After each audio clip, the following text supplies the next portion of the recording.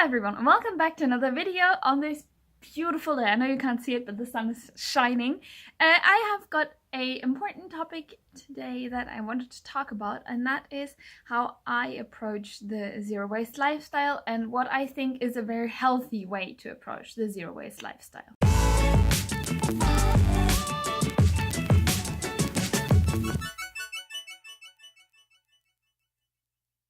Whenever I do something, I always try and do my very best, but of course I also know that I cannot be perfect.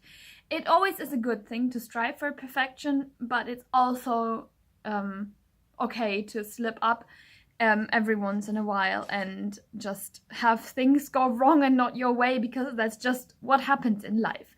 So in the beginning, I had this sort of perfection in my mind when I started zero waste, and I got really discouraged when I realized that I couldn't really get there, like quite get there.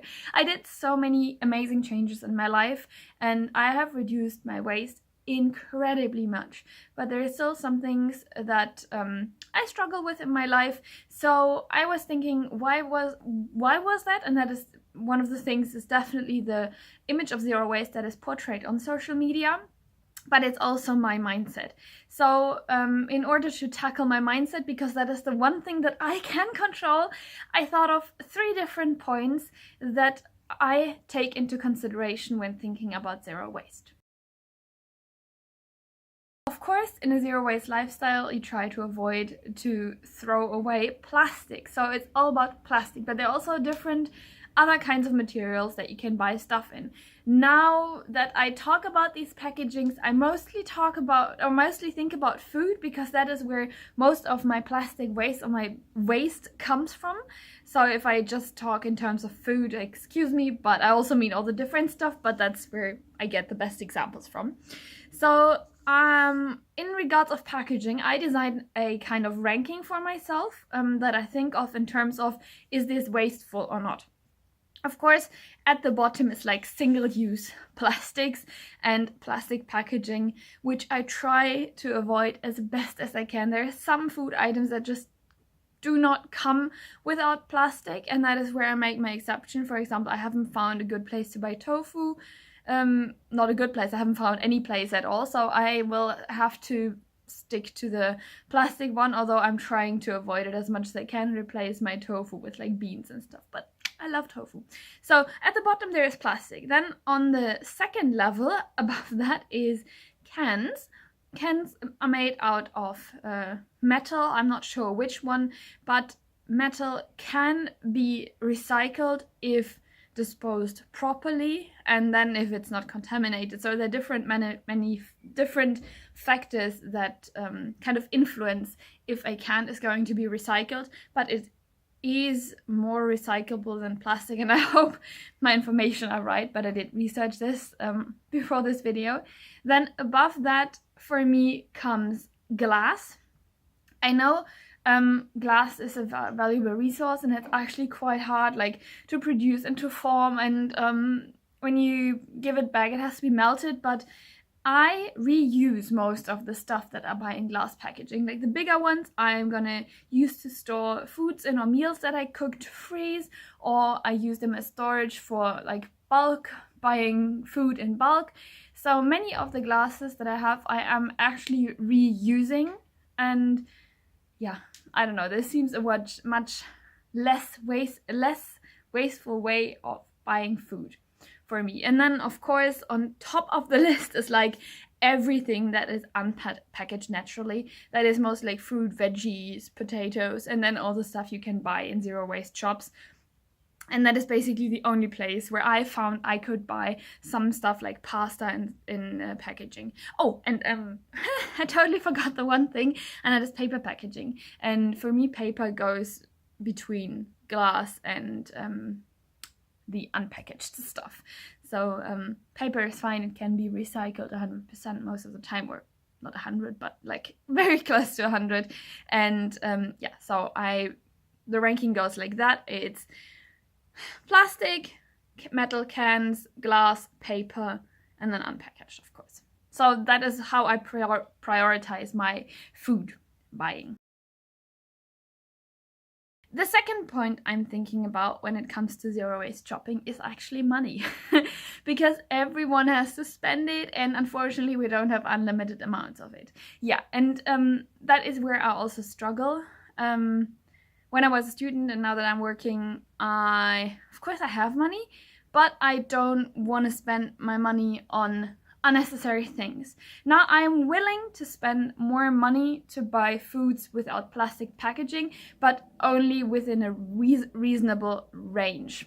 I did several experiments, like one experiment of mine was buy unpackaged foods at the supermarket and bought the same foods on the farmer's market, and I compared the prices, and the farmer's market was always more expensive than the supermarket. It didn't depend on the season, and I'm willing to pay a little bit more in the farmer's market because it goes directly to the farmers and to the people who produce them, so I really like that. And it also many times is locally grown, but you have to be careful about that.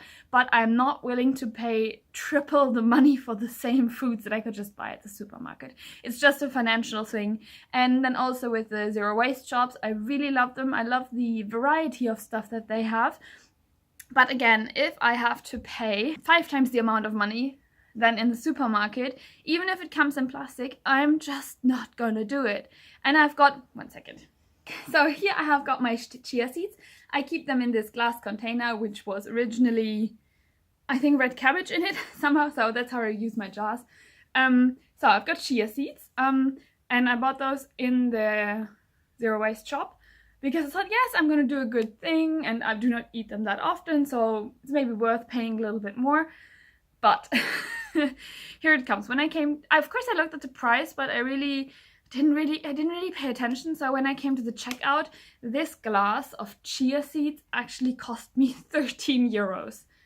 Like 13 euros for, I think it was like 350 of grams, which is probably still a fair price for those, because supermarkets tend to have their prices lower than they actually should.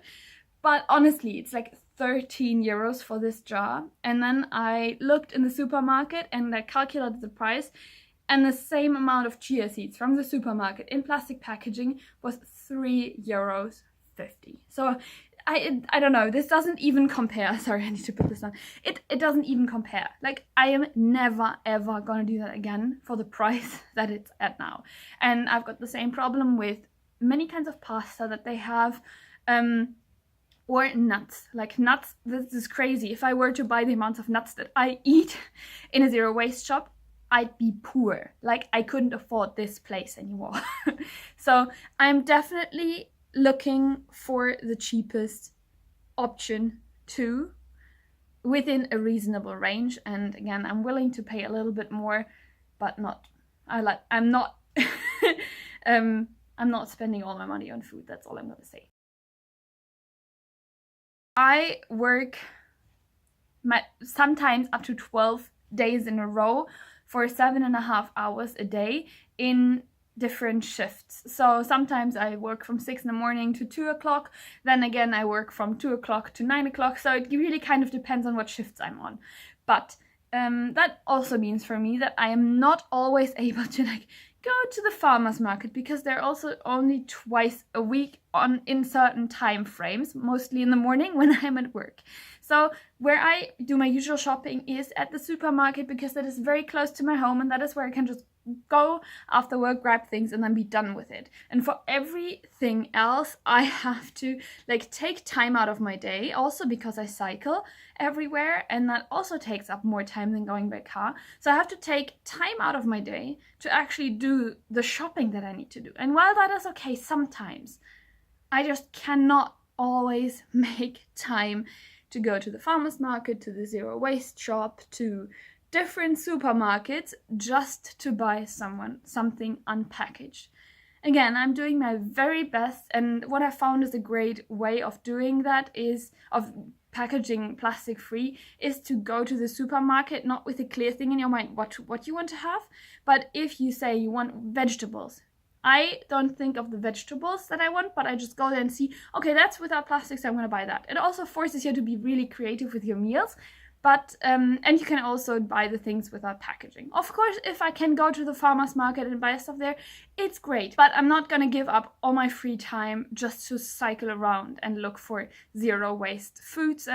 If that's your hobby, fine, but I've got so many other things to do and I don't want that. So for me, I always think about the priority of packaging when it comes to zero waste, about the money that it's going to cost me and the accessibility, and then I do my very best to all include this and live the most zero waste lifestyle I can at this point. And I bet this is going to change at some point in my life, but for now I'm doing the best that I can.